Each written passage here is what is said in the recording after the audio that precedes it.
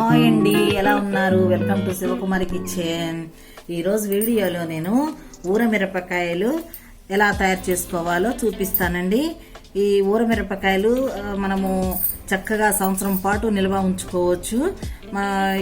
దీన్ని మనము పప్పు వండుకున్నా, చారు వండుకున్నా, సాంబార్ చేసుకున్నా, ఏది చేసుకున్నా కూడా మనము దాంట్లోకి మనం తినొచ్చండి. చాలా చాలా టేస్ట్గా ఉంటాయి, చాలా చాలా బాగుంటాయండి. ఇప్పుడు ఎలా తయారు చేసుకోవాలో చూపిస్తాను. చూడండి, నేను పచ్చిమిరపకాయలు తీసుకున్నాను. శుభ్రంగా కడిగి మనము ఇక నీళ్ళు లేకుండా, వాటర్ లేకుండా శుభ్రంగా పెట్టేశానండి. ఇప్పుడు మనము వీటిని, పచ్చిమిరపకాయలని మనకు ఎన్ని కావాలనుకుంటే అన్ని తీసుకొచ్చుకోవచ్చు. ఈ పచ్చిమిరపకాయలు నేను అరకిలో తీసుకున్నానండి. అరకిలోకి నేను కొలతలు చూపిస్తాను. ఈ పచ్చిమిరపకాయలని మనము ఈ ఊరమిరపకాయలు తయారు చేసుకోవాలనుకుంటే ఊరమిరపకాయలు అనొచ్చు, చల్ల మిరపకాయలు అనొచ్చు. దీన్ని ఒక ఇట్లాంటి పెద్ద సూది లాంటిది తీసుకోవాలి. ఈ తీసుకొని ఇలా ఇలా ఘాట్లు పెట్టేసేయాలన్నమాట. ఇలా ఘాట్లు పెట్టేసేసి పక్కన పెట్టుకోవాలన్నమాట.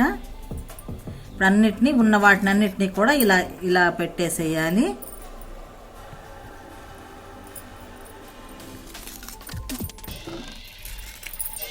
చూడండి, అటుపక్క ఇటుపక్క 2-3 ఘాట్లు పెట్టేసుకోవాలండి.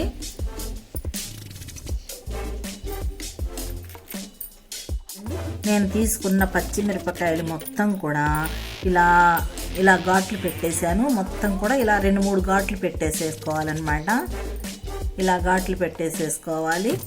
చూసారు కదా, మొత్తం అలాగా ఘాట్లు పెట్టేశాను అనమాట. ఇలా పెట్టుకోవాలి. ఇప్పుడు ఒక ప్లాస్టిక్ బౌల్ తీసుకోవాలండి. స్టీల్వి అలాంటివి తీసుకోకూడదు, ప్లాస్టిక్కే తీసుకోవాలి. ఇప్పుడు ఈ మనం తీసుకున్న పచ్చిమిరపకాయలు, అరకిలో పచ్చిమిరపకాయలు అనుకోండి, 1/2 కిలో కల్లు ఉప్పు వేసుకోవాలి. 1/2 కిలో కల్లు ఉప్పు వేసాను. ఉప్పు తగ్గితే మళ్ళీ కారం ఎక్కువగా ఉంటుంది. ఉప్పు మాత్రం సరిపోని వేసుకోవాలండి.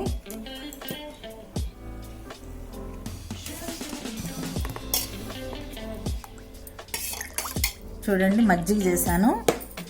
మజ్జిగ చిలికి అక్కడ పెట్టుకోవాలి. ఈ మజ్జిగ కొంచెం పలచగా ఉన్నా పర్వాలేదన్నమాట. చూడండి, ఈ మాదిరిగా పలచగా ఉన్నాయి, ఇలా ఉండాలి. ఇప్పుడు ఈ ఉప్పు వేసుకున్న బౌల్లో వేసేస్తున్నాను.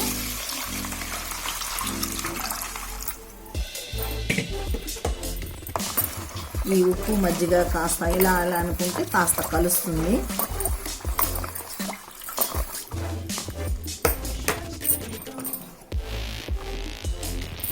ఇప్పుడు మనము ఈ ఘాట్లు పెట్టుకున్న పచ్చిమిరపకాయలని ఇందులో వేసేస్తున్నాను.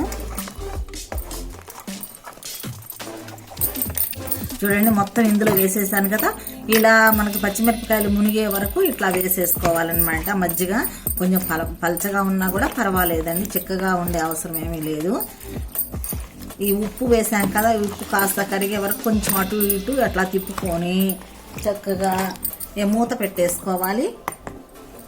అటు ఇటు కలిసిపోయేలాగా, ఉప్పు అంతా కలిసిపోయేలాగా ఇలా కలిపేసుకున్నాం కదా. ఇప్పుడు ఇలా మూత పెట్టేసుకొని 3 రోజులు ఉంచుకోవాలండి. ఈ 3 రోజుల లోపల రోజుకు 1-2 సార్లు కొంచెం అటు ఇటు తిప్పుకోవాలన్నమాట.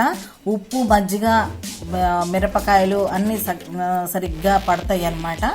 1-2 సార్లు స్పూన్ తోటి అటు ఇటు తిప్పుకొని మళ్ళీ అలాగే పెట్టేసుకోవాలి. 3 రోజుల తర్వాత మళ్ళీ చూద్దామండి. మజ్జిగ మిరపకాయలు మజ్జిగలో వేసుకుని మనము 3 రోజులు ఉంచుకున్నాం కదా. ఇప్పుడు ఎలా ఉన్నాయో చూద్దామండి.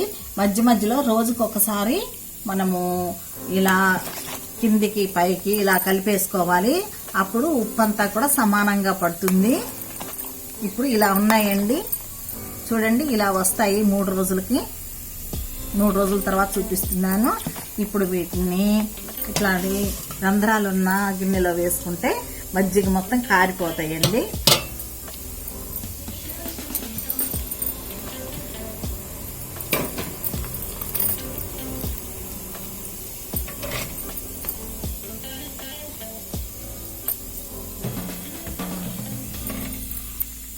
చూడండి రంధ్రాలు ఉన్న గిన్నెలో వేసేసాను కదా, కాస్త ఇలా నొక్కేసేస్తే వాటర్ మొత్తం మనకి మజ్జిగ మొత్తం కూడా దిగిపోయాయి. ఇప్పుడు ఇలా దిగిపోయిన తర్వాత ఇప్పుడు ఒక పేపర్ వేసుకుని పేపర్లో ఎండబెట్టుకోవాలి. న్యూస్ పేపర్ వేసాం కదా, ఇప్పుడు ఈ న్యూస్ పేపర్ మీద ఇలా వేసేసుకోవాలి. మనం ఎన్నైతే వేసుకున్నామో అన్ని మొత్తంగా కూడా ఇలా వేసుకోవాలి.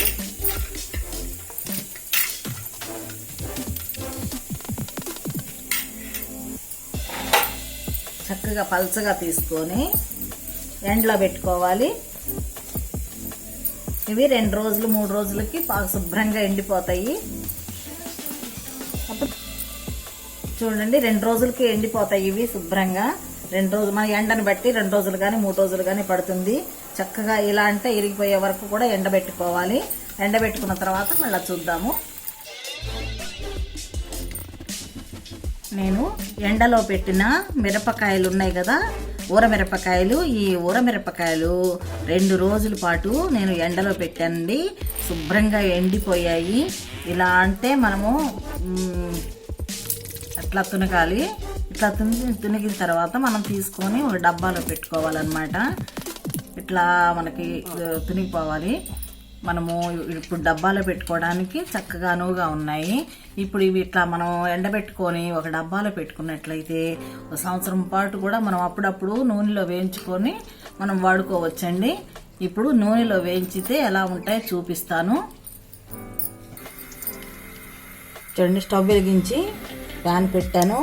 డీప్ ఫ్రైకి సరిపడా ఆయిల్ వేసాను. ఆయిల్ కొంచెం ఎక్కువగానే వేసుకోవాలి.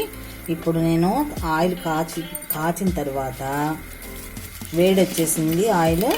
ఇప్పుడు మిరపకాయలు వేసేస్తున్నాను. ఎండిపోయిన మిరపకాయలు ఉన్నాయి కదా, ఊర మిరపకాయలు ఇప్పుడు వేసాను.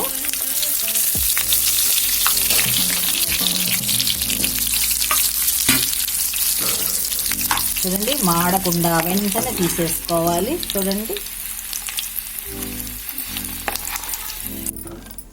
చూడండి చక్కగా దూరగా వేగాయి. ఇలా వేయించుకోవాలి.